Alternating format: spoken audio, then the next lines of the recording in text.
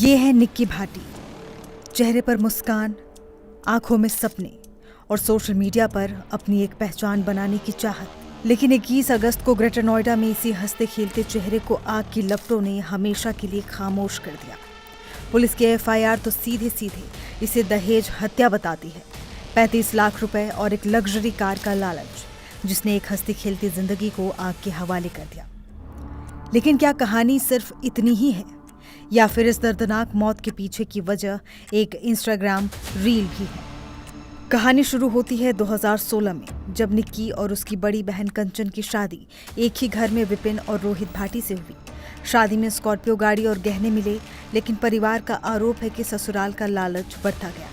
पति विपिन, जेठ, सास, ससुर सब मिलकर निक्की पर 35 लाख रुपए और एक और कार लाने का दबाव बना रहे थे। लेकिन इस कहानी में एक और परत तब जुड़ी जब निक्की ने अपनी पहचान बनाने की कोशिश की। दोनों बहनें ब्यूटी पार्लर चलाती थीं और अपने काम से जुड़े मेकओवर के वीडियोस बनाकर इंस्टाग्राम पर पोस्ट करती थीं। पड़ोसियों और सूत्रों का दावा है कि यही बात उनके पतियों को कांटे की तरह चुभने लगी। उन्हें अपनी पत्नियों का सोशल मीडिया पर एक्टिव रहना पसंद नहीं था। ये सिर्फ एक एतराज नहीं था, बल्कि ये घर में रोज रोज के झगड़ों की वजह बन गया था। ये विवाद इतना बढ़ गया कि इसी साल 11 फरवरी को दोनों बहनें अपने मायके चली गई थी। मामला शांत करने के लिए 18 मार्च को एक पंचायत बैठी और फैसला क्या हुआ? फैसला हुआ कि निक्की और कंचन अब कोई रील नहीं बनाएंगी। समाज के दबाव में दोनों बहनें इस शर्त पर ससुराल लौट आईं, लेकिन अपने सपनों और काम से वो कब तक दूर रहती। जैसे उन्होंने दोबारा पार्लर खोलकर वीडियो बनाने शुरू किए, घर में फिर से वही तनाव लौट आया।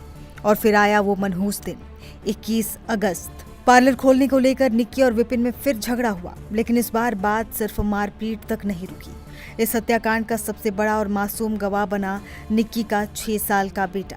बच्चे ने पुलिस को बताया कि पापा ने ही लाइटर से मम्मी को आग लगाई थी।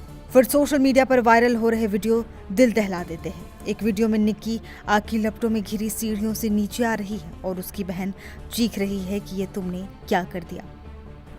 एक तरफ निक्की अपने बच्चे को पालने के लिए पार्लर चला रही थी, तो दूसरी तरफ उसका पति विपिन भाटी, जो कोई काम नहीं करता था लेकिन लाल बत्ती लगी स्कॉर्पियो में घूमता, नेताओं और पुलिस वालों से अपने संबंधों का रौब दिखाता और फार्म हाउस पार्टियों की वीडियोस पोस्ट करता था।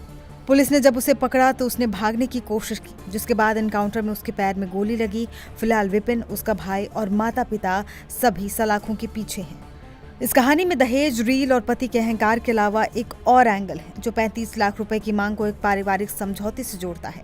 हालांकि निक्की के पिता इन सब बातों को खारिज करते हैं। उनका कहना है कि उनकी बेटी की मौत की वजह सिर्फ और सिर्फ दहेज का लालच है।